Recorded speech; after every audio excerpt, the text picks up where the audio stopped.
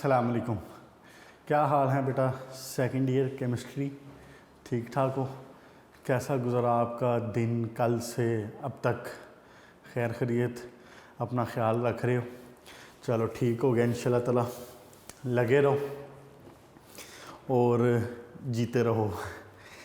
अच्छा जी बेटा, हम वाटर ट्रीटमेंट पढ़ रहे थे और वाटर ट्रीटमेंट को मैं कोशिश कर रहा हूँ कि ज़रा तफसील से और उसमें पॉइंट्स आपको क्लियर हो जाएं, कोई शक ना रहे किसी किस्म का।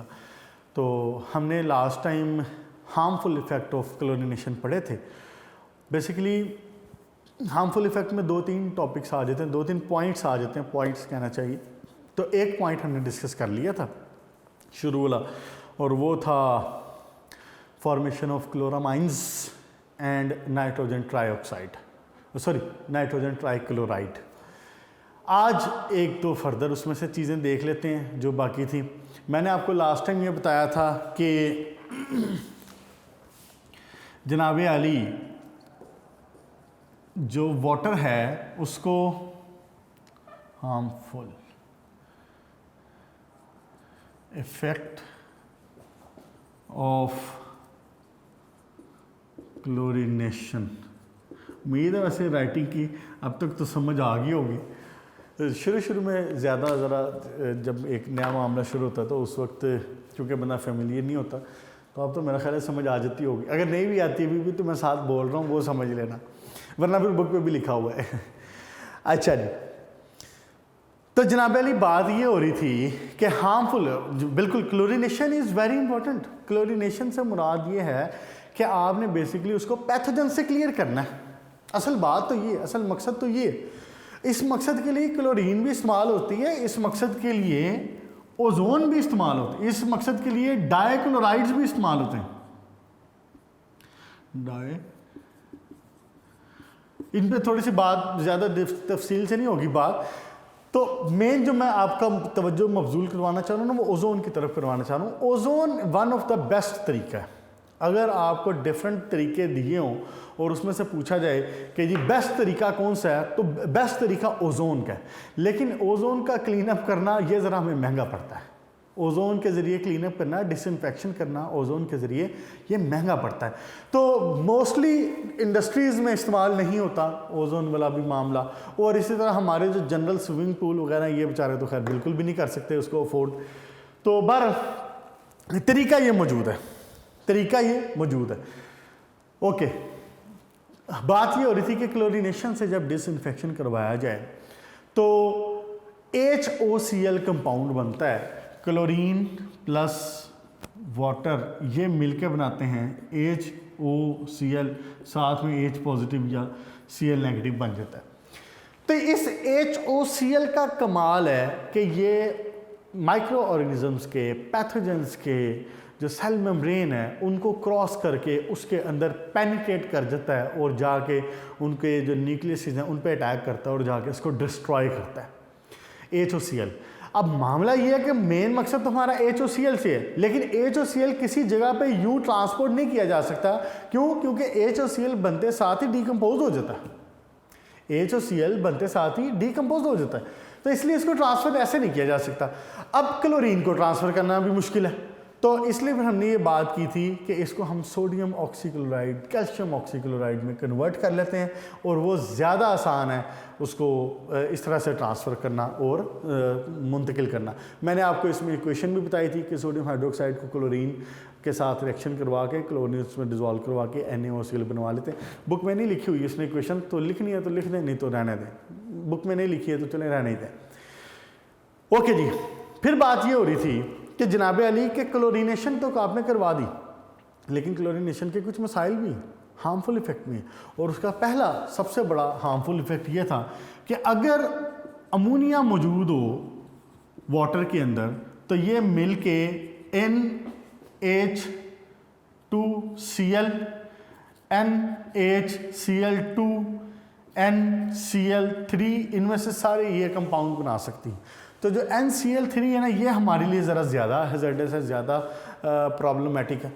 तो नाइट्रोजन ट्राईक्लोराइड इसको बोलते हैं, ये आई इरिटेंट है। क्लियर हो गई जी बात? अच्छा, उसके बाद दूसरा पॉइंट देखें दूसरे पॉइंट में क्या हो सकता है, ये भी तो मुमकिन है कि वाटर में फिनोल शामिल हो। देखे ना, एक पानी पीछे से आ रहा है जिसको आप साफ़ करना चाह रहे हैं, अब वो पानी ज़मीन से आ रहा है, पानी आसमान से आ रहा है, पानी ग्राउंड वाटर आ रहा है, कहीं का भी वो पानी हो सकता है जिसको आप साफ़ कर रहे हैं, तो उसके अंदर फिनोल भी शामिल हो सकती है। अब अगर उसके अंदर फिनोल होना, फिनोल होती है ये, आप ऑर्गेनिक में पढ़ेंगे इंशाल्लाह, ये होती है फिनोल। फिनोल का मतलब क्या है, बेंजीन, नीचे बेंजीन और सॉरी Cl लिख दिया मैंने यहाँ पे, OH, बेंजीन, नीचे बेंजीन और उसके ऊपर हाइड्रोक्सल, इसको क्या बोलते हैं, फिनोल बोलते हैं।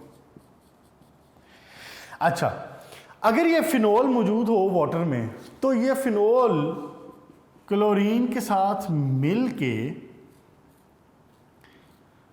फिनोल इसके बेंजीन के और इसके क्लोरो बेंजीन के कंपाउंड बना सकती है। ये देखें ना, OCl होगा क्या, ये हाइड्रोजन यहाँ से रिमूव होगा, Cl इसके साथ, और यहाँ पे दूसरी चीज़ क्या बनेगी साथ में, HCl, उसके साथ फिलहाल ताल्लुक नहीं है हमारा। अब ये जो इसके क्लोरीन के और बेंजीन के जो कंपाउंड बने हैं ना, ये बड़े डेंजरस हैं, ये बाकायदा कार्सिनोजेनिक भी हैं और अच्छे खासे ये नुकसानदेह हैं। अगर फिनोल मौजूद हो पानी के अंदर तो ये काम भी हो सकता है, ये कंपाउंड भी बन सकते हैं। अच्छा जी, उसके बाद अब एक और कंपाउंड है, वो ये कि आपने क्लोरोफॉर्म का नाम सुना हुआ है, क्या फार्मूला था क्लोरोफॉर्म का, CHCl3 क्लोरोफॉर्म। अब देखें, अगर आपके पानी में जो पीछे आ रहा है पानी, उसके अंदर अगर हाइड्रोकार्बन शामिल है, ये आपको याद है ये कैसे बनता था, क्लोरोफॉर्म कैसे बनता था, आपने मैट्रिक में ये इक्वेशन एक पढ़ी थी, CH4 का रिएक्शन क्लोरीन के साथ CH3Cl, उसके बाद फर्दर क्लोरीन ऐड होगी CH2Cl2, फिर फर्दर ऐड होगी CHCl3, फिर फर्दर ऐड होगी तो कार्बन टेट्राक्लोराइड बनता है। ठीक है, यहाँ तक नज़र आ रहा है ना बोर्ड में, CCl4। तो ये जो क्लोरोफॉर्म का कंपाउंड बना है, ये वाला, ये भी तो बन सकता है क्लोरोफॉर्म, अगर उसके अंदर मौजूद है, क्या नाम है इसका, कोई हाइड्रोकार्बन मौजूद है तो। अब क्लोरोफॉर्म देखने में और सुनने में आपने मुमकिन है इसके बारे में अच्छा खासा सुना हो कि अक्सर आप समझते हैं ड्रामों में भी और फिल्मों में भी वो बात कर रहे होते हैं, जी क्लोरोफॉर्म इसको सुंघा दो और ये बेहोश हो गया, और ये सारी बातें आपने सुनी हुई। और अगर खुदा न खास्ता किसी को ऑपरेट होने का या ऐसा इत्फाक हुआ हो या आपके किसी फैमिली में, तो उसमें भी वो यूजुअली क्लोरोफॉर्म को सुंघा के, तो एनेस्थीसिया जिसको कहते हैं, एनेस्थीसिया देना, तो क्लोरोफॉर्म इस्तेमाल होता है। लेकिन क्लोरोफॉर्म हमारे लिए हैज़ार्डस भी है।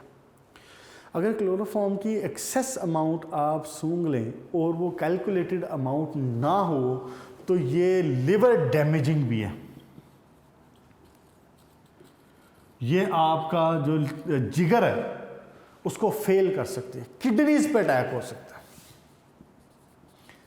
जिगर और किडनी दोनों चीज़ें इसके बड़े रिस्क पे होती हैं क्लोरोफॉर्म के।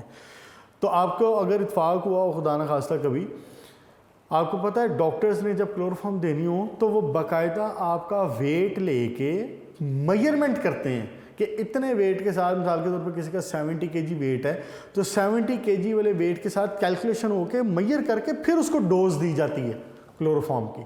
तो इस लिहाज से इसकी जो इंजर्शन है ये बड़ी इंपॉर्टेंट है। अगर खुदा न खास्ता ज़्यादा इंजर्ट हो जाए तो वो उसमें डेथ भी हो सकती है क्लोरोफॉर्म की वजह से।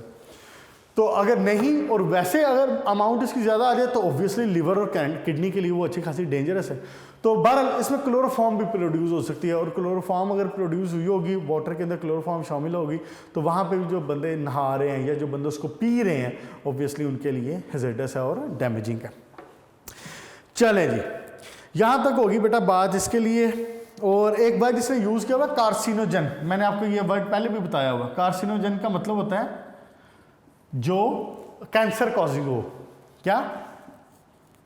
कैंसर कॉजिंग, जिससे कैंसर हो सकता है। लिवर और किडनीज का कैंसर हो सकता है इसके।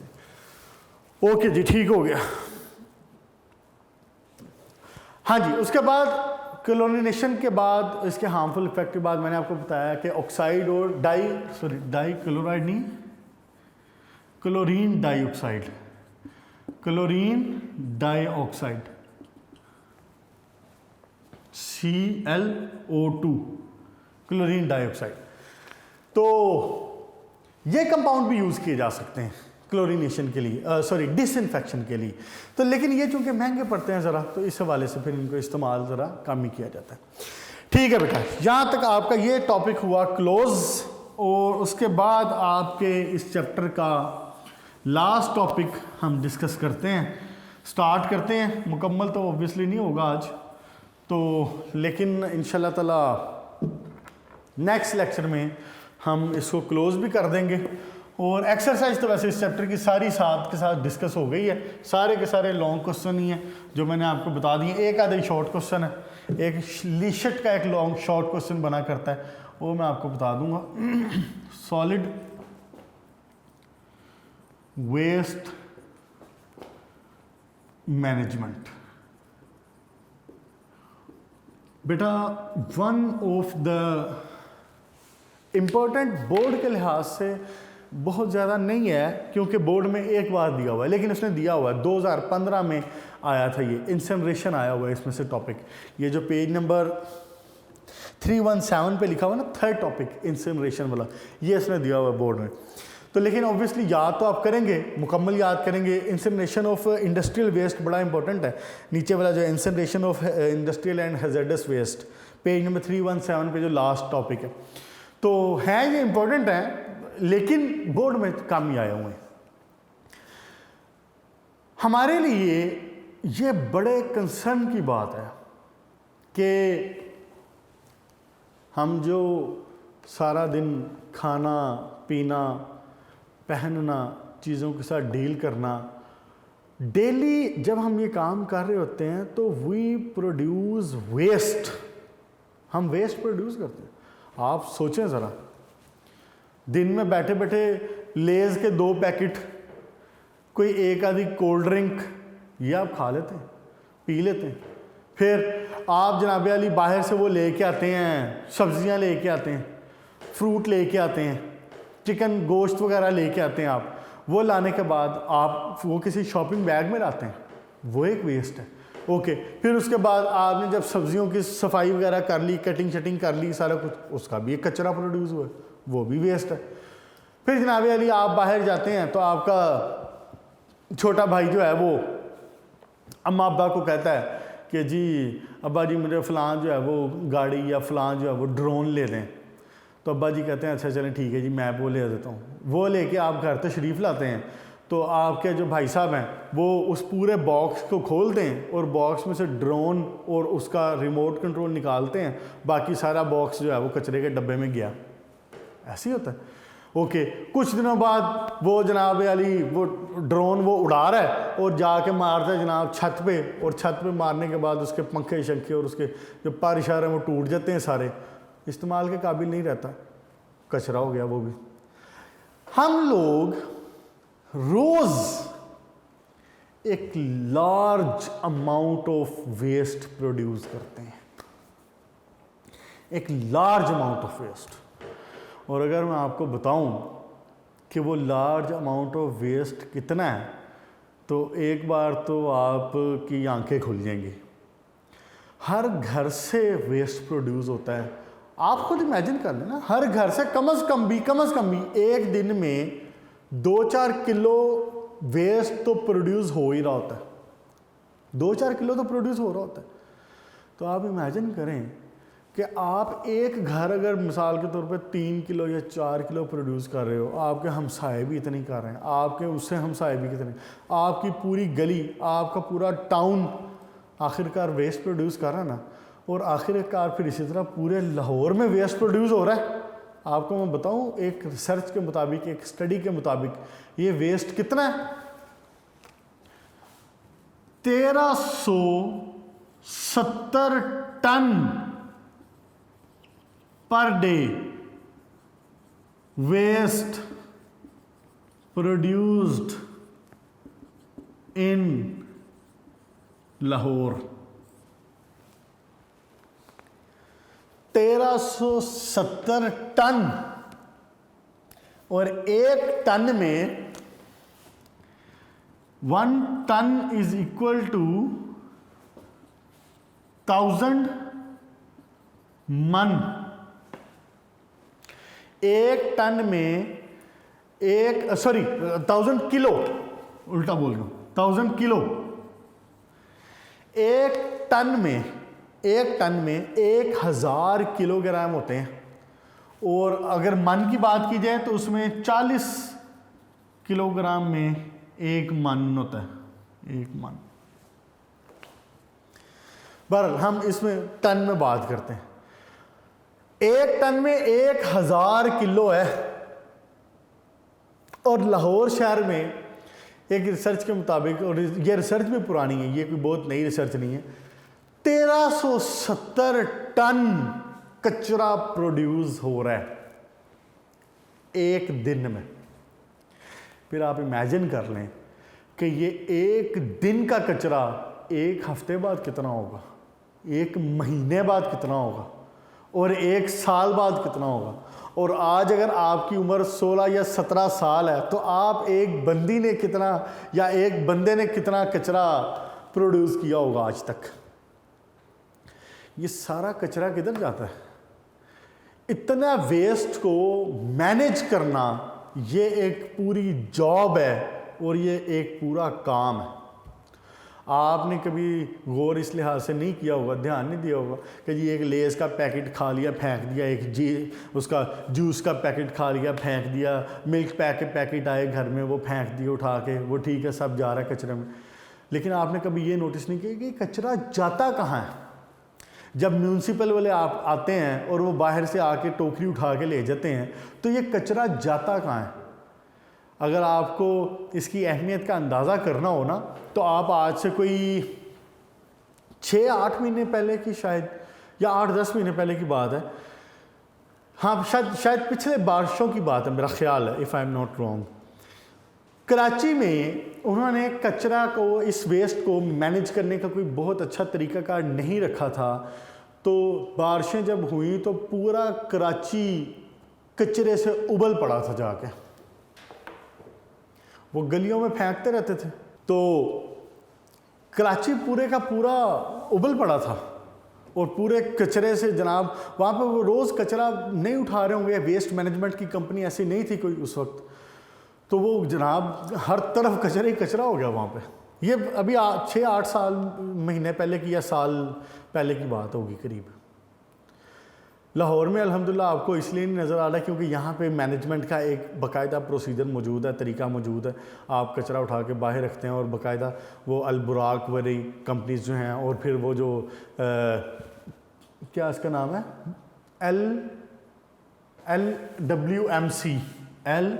LWMC, मेरा ख्याल है यही, लाहौर वेस्ट मैनेजमेंट कंपनी।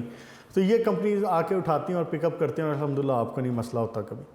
लेकिन बहरहाल इट्स अ बिग प्रॉब्लम। पूरे पाकिस्तान में आपको पता है कितना कचरा प्रोड्यूस हो रहा है पर डे? कराची, पाकिस्तान के जो आपके अर्बन एरियाज हैं, जो सिटीज़ हैं, सिर्फ इनकी बात कर रहा हूँ, 55,000 टन पर डे। ये एक दिन की बात हो रही है, ये महीने की या साल की बात नहीं हो रही। लाहौर का एक दिन का इतना है 1370 सॉरी, और पूरे पाकिस्तान में जिसमें सारे सिटीज़ हैं, जो बड़े बड़े सिटीज़ हैं वो सारे इंक्लूड हैं, तो उसमें 55,000 टन कचरा एक दिन में प्रोड्यूस हो रहा है। बहरहाल ये चीज़ें आपकी इंफॉर्मेशन के लिए थी। तो इतना बड़ा जब कचरा की अमाउंट, वेस्ट की अमाउंट प्रोड्यूस हो रही हो, तो इसको मैनेज करना एक बाकायदा जॉब है और ज़रूरी है। इसके लिए मुख्तलिफ तरीक़ेकार अब हमारे पास मौजूद हैं। लेकिन हम पुराना एक दो तरीका जो है उनको भी डिस्कस करते हैं। और वो सबसे पहला तरीका जो इस काम के लिए इस्तेमाल होता था वो था dumping in the sea.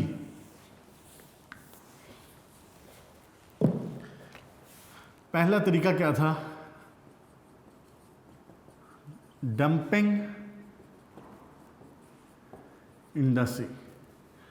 Solid waste management इसको कहते हैं, सॉलिड वेस्ट, या इसके लिए एक और वर्ड यूज करते हैं MSW, इसको कहते हैं municipal solid waste, MSW, municipal solid waste. इसको म्यूनिसिपल सॉलिड वेस्ट से मुराद ये होती है जो घरों का कचरा है, यानी जो नॉर्मली शहरों का कचरा, डोमेस्टिक वेस्ट जिसको कहते हैं, ये है डोमेस्टिक। फिर दूसरा एक होता है industrial solid waste, ISW, industrial solid waste. तो हम ना इसमें दोनों चीज़ों को देखेंगे, हम MSW को भी देखेंगे और हम ISW को भी देखेंगे कि कैसे मैनेज किया जा रहा है, क्या क्या तरीके इस्तेमाल हो रहे हैं। MSW और ISW ये नाम आपने ज़रा जहन में रखने हैं। MSW को नाम से या एब्रीवेशन से पूछ सकता है, वो ये शॉर्ट क्वेश्चन कोई दे सकता है, वो बात ये कर सकता है कि बताएं जी how you can manage MSW। तो MSW का मतलब वो होगा municipal solid waste. Municipal solid waste का मतलब है जो आपका शहरों का नॉर्मल डोमेस्टिक वेस्ट है, वो इसमें आता है, और ISW इंडस्ट्रियल सॉलिड वेस्ट में आता है। ओके जी, हुआ क्या? डंपिंग इन द सी, सबसे पहले वाला जो पॉइंट है आपका पेज नंबर 317 पे, 1950s की बात होगी, 50s और 60s के करीब की बात हो। हुआ क्या कि सबसे पहले ये जो सॉलिड वेस्ट की इतनी ज़्यादा जो प्रोडक्शन है, ये हमारे शहरों में और हमारी जगहों पे तो थी ही थी, लेकिन ये ज़्यादा प्रोडक्शन शुरू हुई यूरोप और अमेरिका वगैरह की तरफ। यूरोप हो गया, अमेरिका, फिनलैंड, ग्रीस, ऑस्ट्रिया, ये वाली जो साइड्स हैं सारे, UK one of the largest और वन ऑफ द इम्पोर्टेंट उस लिहाज से, तरक्की के लिहाज से, फिर जर्मनीज और फिर नॉर्वे और डेनमार्क, ये जो इस तरफ के एरियाज थे सारे यूरोप के, और क्या इनको बोलते हैं इन एरियाज़ को, स्वीडिश पता नहीं क्या बोलते हैं, और फिर US ऑब्वियसली। क्यों? क्योंकि इनमें सबसे पहले इंडस्ट्रियल रेवोल्यूशन आया था। इंडस्ट्री के लिहाज से जो भी चीज़ें प्रिपेयर की जा रही थी, या इंडस्ट्रियल रेवोल्यूशन जो है वो ऑब्वियसली मुल्कों में सबसे पहले आया था, तो इनमें कचरा की जो अमाउंट थी वो भी ज़्यादा प्रोड्यूस होना शुरू हुई। अच्छा, इन्होंने क्या सोचा? इन्होंने कहा कि जनाब खैर है, कचरा प्रोड्यूस हो रहा है ना, तो क्या मसला है, हमारे पास इतना बड़ा समंदर मौजूद है, पूरी दुनिया का जो है वो 97% एरिया वो समंदर है, तो क्या इसमें मसला है, आप ये कचरा उठाएं और आप जाके समंदर में फेंकें, कौन पूछता है, क्या मसला है इसमें जनाब? कोई मसला नहीं। इन्होंने क्या करना, इन्होंने जनाब कचरा वचरा जो भी था वो इकट्ठा करना, उसको जनाब वाली बैरी जहाज़ में भरना और जाके तो आगे जाके समंदर में उसको डंप कराना, समंदर में उसको फेंकना शुरू कर दी। कचरा समंदर में फेंकते रहे, अपनी तरफ से मुतमईन होते रहे। फिर आखिरकार कुछ 60s-70s के करीब जाके इनके भी दिमाग में ये बात आई, और वो दिमाग में इनके बात कैसे आई? वो ऐसे आई कि इनके पूरे के पूरे जो साहिल थे, जो सी शोर थे, वो सारे के सारे कचरे से भरना शुरू हो गए। आप अभी भी जाएं, YouTube पे जाएं, Google पे जाएं, और वहाँ पे जाके वीडियोस इसमें लिखें वेस्ट इन द सी, इस तरह की कोई भी वर्डिंग इस्तेमाल करें तो आपको नज़र आएंगी वीडियोस इस तरह की, और आपको कॉलम मिलेंगे इसके बारे में कि पूरे के पूरे समंदर, उनके जो सरफेसेस हैं वो कचरे से भरी पड़ी हुई। समंदर में एक खासियत है कि समंदर में जो भी चीज़ हो वो उसको साहिल की तरफ धकेलता है, तो आप अगर आगे जाके कचरे को जाके फेंक भी आए हैं तो water current, water flow, current का मतलब फ्लो, करंट मतलब करंट फ्लो के लिए भी इस्तेमाल करते हैं।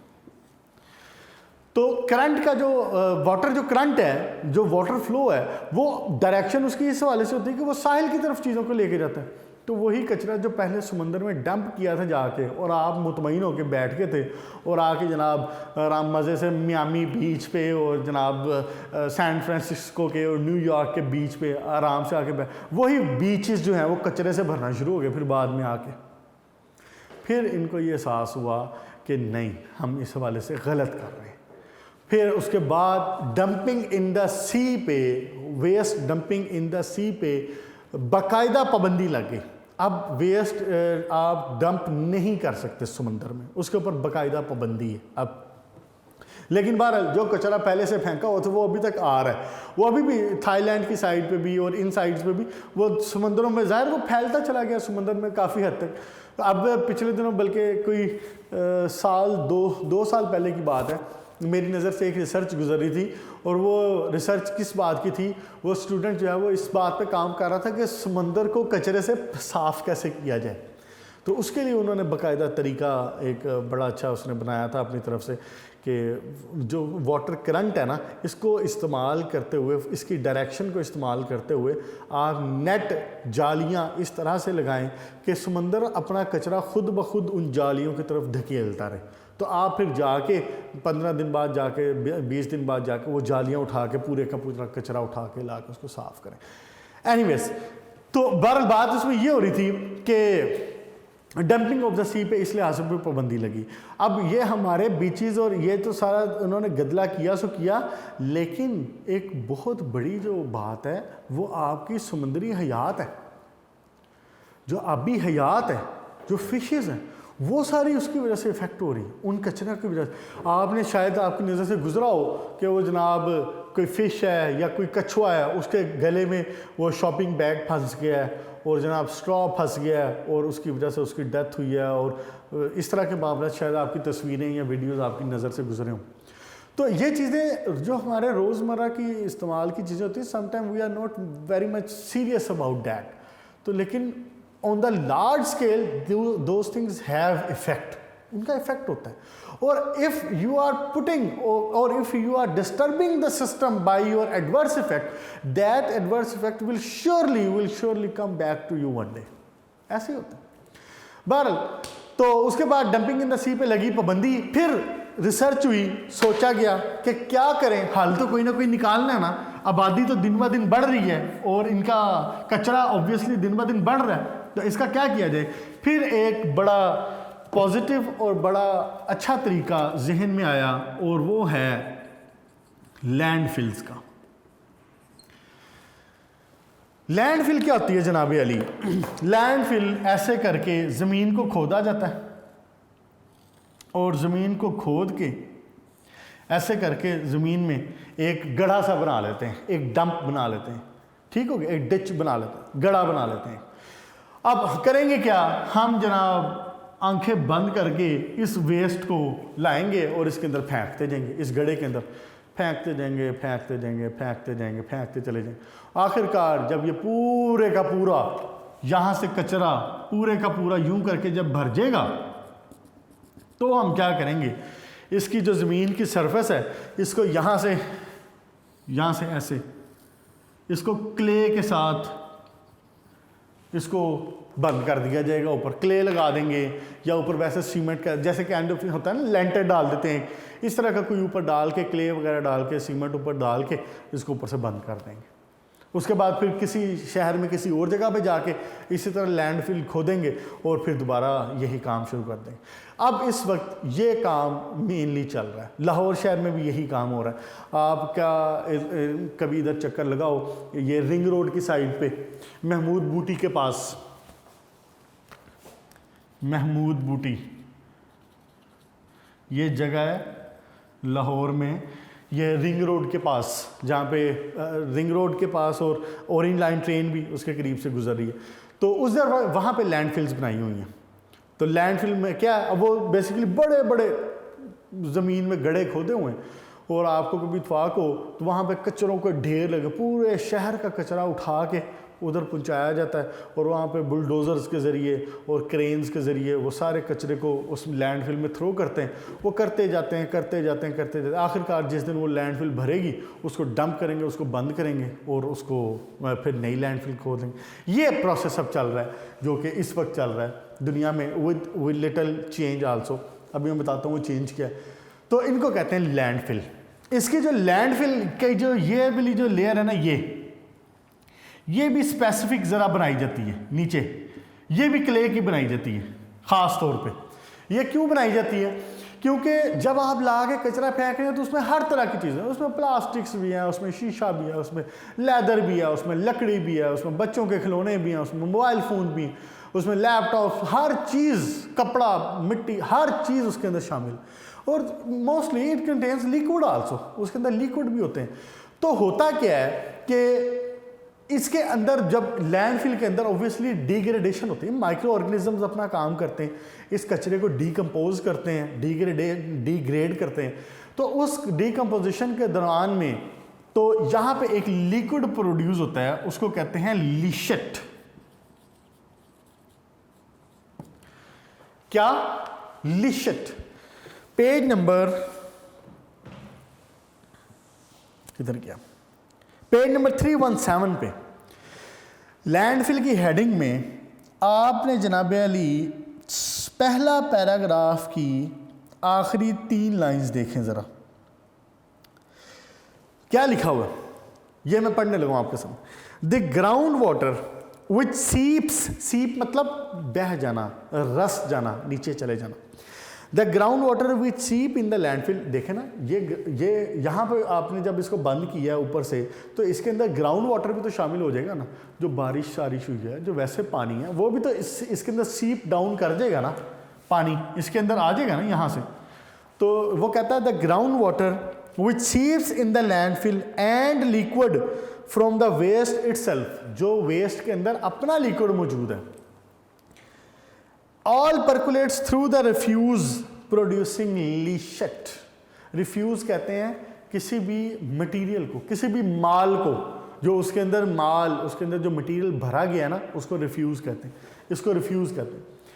तो इसके अंदर लिक्विड प्रोड्यूस होता है, वो क्या कहलाता है? लीशेट। ये आपका इंपॉर्टेंट शॉर्ट क्वेश्चन है एक्सरसाइज का, क्वेश्चन नंबर 13 नहीं 15।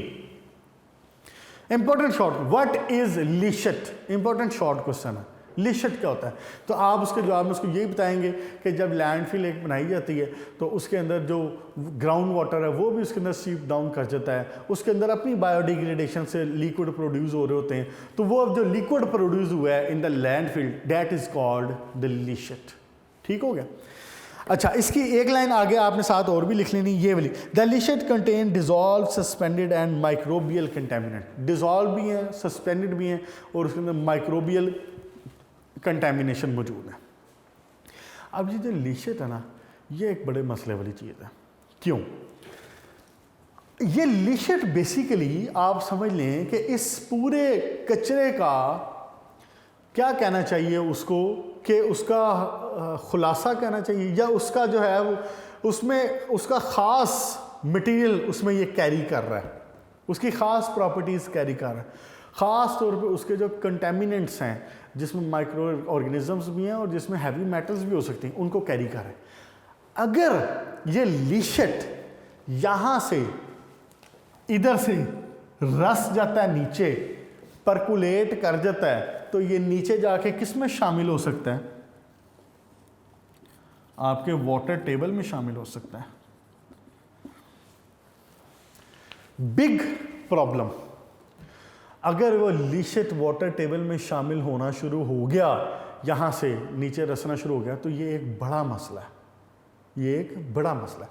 इसीलिए जब लैंडफिल बनाई जाती है ना, तो लैंडफिल बनाने की जगह को ये सारी चीज़ें कैलकुलेट करके सोचा जाता है कि लैंडफिल कहाँ बनाई जाएगी, कि वहाँ से वाटर टेबल कितना नीचे है, वहाँ पे क्वालिटी ऑफ सॉइल क्या है, वहाँ पे क्वालिटी ऑफ रॉक्स क्या है, फिर आप इंडस्ट्रियल वेस्ट डंप कर रहे हैं या आप म्यूनिसिपल वेस्ट डंप कर रहे हैं, म्यूनिसिपल वेस्ट की कौन सी टाइप है, ये वो ज़मीन बंजर है कि नहीं, वो जगह शहर से कितनी दूर है, ये सारी चीज़ें कैलकुलेशन होती हैं बिफोर प्रिपेयरिंग द लैंडफिल। ज़मीन चूज़ करने से पहले ये सारी बातें डिस्कस होती हैं। आफ्टर डैट लैंडफिल बनाई जाती है, यहाँ पे क्ले की लाइनिंग लगाई जाती है मजबूत, ताकि लीशट नीचे ना जा सके, और फिर इसके अंदर सारा माल जो है रिफ्यूज़ वो रख के ऊपर से उसको बंद किया जाता है। अच्छा जी, अब एक बड़ा आसान तरीका वो हमारे लिए बेहतर क्या है, उसमें जो incineration of the municipal waste है, हमने क्या किया जनाब अली, इंसिनरेशन, इंसिनरेशन का मतलब होता है इंसिनरेशन, इंसिनरेशन का मतलब होता है जलाना, बंद करना। हमने कहा कि भाई साहब आप ये जो कचरा यूं जो जाके डंप कर रहे हैं इसके अंदर, तो क्या ख्याल है अगर आप इसको पहले बर्न कर लें। आपको पता है इतनी ढेर सारी लकड़ी हो, उस लकड़ी को आप बर्न करें तो बर्न होने के बाद वो जो राख बचती है वो इतनी सी होती है, ऐसे होता ना। तो इस तरह तो लैंडफिल्स बड़ी जल्दी भर जाएंगी। आप एक काम करें, आप इंसिनरेटर्स लगाएं, इंसिनरेटर से मुराद भट्टियाँ, जगह जलाने वाली इंसिनरेटर्स लगाएं, कचरे को वहाँ पे जाके जलाएं, जलाने के बाद जो राख बचे उसको ला के लैंडफिल में डाल दें। गुड आइडिया, बिल्कुल ऐसे ही हुआ था। अब जो तरक्की याफ्ता मुल्क हैं उनमें ये काम हो रहा है, वो पहले चीज़ों को, पहले लिक्विड को, पहले सॉलिड को, जो भी MSW है या ISW जो भी है, उसको पहले ला के वो बर्न करते हैं, उसको इंसिनरेट करते हैं, इंसिनरेट करने के बाद उसको ला के तो लैंडफिल के अंदर फिल कर लिया जाता है। तो पहले अगर लैंडफिल ने उसने इतनी जगह लेनी थी, तो अब वो मुमकिन है इतनी जगह लेगा, और फिर जो लैंडफिल है वो देर से भी भरेगी। अराउंड 2/3 वॉल्यूम उसका डिक्रीज़ हो जाता है जब आप इसको इंसिनरेशन करते हैं। तो इसकी इंसिनरेशन के लिए आसान सा तरीका है, आप इसको करीब 900 से 1000 डिग्री सेंटीग्रेड तक इसको हीट किया जाता है, इसको बर्न करते हैं, बर्न करने के बाद इसको लाके इसके अंदर डंप कर देते हैं। फिर ये है आपका नेक्स्ट तरीका, incineration of municipal solid waste. अब इसका एक फ़ायदा भी हमें हो जाता है। हमें इसका फ़ायदा क्या होता है जनाब अली, मिसाल के तौर पर आप इसको, जब आपने इसको बर्न किया तो आपने सिर्फ एक बार माचिस की तीली दिखानी है। माचिस की तीली से मुराद यानी आपने एक बार इसको बर्निंग स्टार्ट करवानी है। जब वो बर्निंग स्टार्ट होगा, अब उसके अंदर हर चीज़ शामिल है, उसमें कपड़ा भी है, उसमें लकड़ी भी है, उसमें मुमकिन है कुछ छोटा मोटा फ्यूल भी हो, उसमें प्लास्टिक्स भी हो गए हैं, उसमें शॉपिंग बैग्स भी होंगे, ये सारा कचरा उसके अंदर मौजूद है ना, तो ये खुद ब खुद बर्न होना शुरू हो जाएगा। फिर आपको बहुत ज़्यादा कष्ट उसमें करना नहीं पड़ता, हम उसको सिर्फ करते हैं, थोड़ा सा बर्न करते हैं। उसके बर्न करने के लिए फ्यूल तो उसके अंदर अपना ही मौजूद है, लकड़ी हो गई, कपड़ा हो गया, पेपर हो गया, इन सारी चीज़ों को आग लगनी, तो फिर इसलिए हमें ये भी फ़ायदा हो जाता है कि वो इजीली बर्न हो जाती हैं चीज़ें, हमारा वॉल्यूम भी कम हो जाता है। अच्छा, जब वो चीज़ें इस तरह से बर्न होती हैं, तो जब ये जो बर्निंग का जो कंबस्टन का प्रोसेस है, ये क्या है, ये बेसिकली एक्सोथर्मिक प्रोसेस है।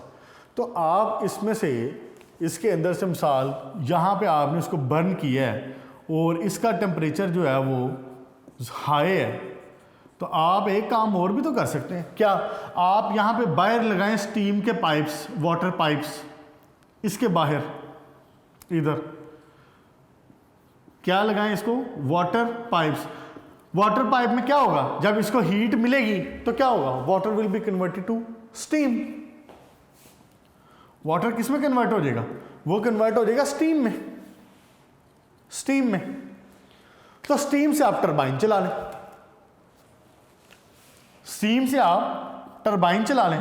तो टरबाइन चलने से क्या होता है, आप लोगों ने फिजिक्स भी साथ पढ़ी हुई है, तो टरबाइन चलने से इलेक्ट्रिसिटी जनरेट होती है। तो इस केस में incineration is not a bad option. Incineration एक अच्छी चीज़ है। आप कचरे को इकट्ठा करें, उसको बर्न करें, उसको बर्न करने से क्या होगा, आपको कोई बहुत ज़्यादा उसमें जोर भी नहीं लगाना पड़ेगा, बहुत ज़्यादा फ्यूल भी नहीं देना पड़ेगा। क्यों, क्योंकि बर्निंग मटेरियल है, सारे खुद ही बर्निंग मटेरियल। वो बर्न होने से उल्टा आपको फ़ायदा क्या होगा कि जो हीट निकल रही है, आप उस हीट को यूज़ करें, जो वाटर को इवेपोरेट करवाने में, you will convert the water to the steam. Steam में बनने के बाद स्टीम से टरबाइन चलाएँ, साथ बिजली भी बनाएं अपने शहर के लिए। ये इस वक्त मेन तरीक़ेकार हैं जो कि इस्तेमाल हो रहे हैं, incineration of the municipal solid waste. यही वाला टॉपिक इसने दिया भी था इसमें बोर्ड में। तो यहाँ तक रखें इंशाल्लाह ताला इसको। उसके बाद नेक्स्ट लेक्चर में हम ये चैप्टर क्लोज़ करेंगे, एक दो छोटे छोटे से टॉपिक हैं और उसके बाद रिसाइकलिंग हो जाएगी, तो ये चैप्टर इंशाल्लाह ताला क्लोज़ करेंगे। इसको अच्छे तरीके से याद कर लें, शाबाश, छोटी छोटी सी बातें हैं लेकिन इम्पॉर्टेंट हैं। आज हमने डिस्कस किया है कि ये जो क्लोरीनेशन ऑफ वाटर है, डिसइंफेक्शन बाय द क्लोरीनेशन, इसके नुकसान क्या क्या हैं। उसमें हमने 3 चीज़ें डिस्कस की थी कि एक, अगर अमोनिया है तो मसला है, अगर फिनोल है तो मसला है, और अगर उसमें कोई हाइड्रोकार्बन्स मौजूद हैं that can be converted to the chloroform, and chloroform is the carcinogenic material, carcinogenic होती है वो, और लीवर के लिए, किडनीज़ के लिए अटैक करती है, उन पे उनको डैमेज कर सकती है अच्छा खासा। फिर हमने ये देखा कि सॉलिड वेस्ट मैनेजमेंट क्या है, why do we need to study solid waste management. Solid waste management जो तरीक़ेकार हैं, उन तरीक़ों में सबसे पहले डंपिंग इन द सी था, उस पर बात हुई जो अब इस्तेमाल फर्दर नहीं किया जाता। उसके बाद हमने बात की जनाब अली इसके ऊपर, सॉलिड वेस्ट के ऊपर, इसके लैंडफिल के ऊपर, और फिर हमने बात की इंसिनरेशन पे। यहाँ तक रखें, याद कर लें, और मुझे इजाज़त दें अब, इंशाल्लाह फिर मुलाकात होगी। Good luck.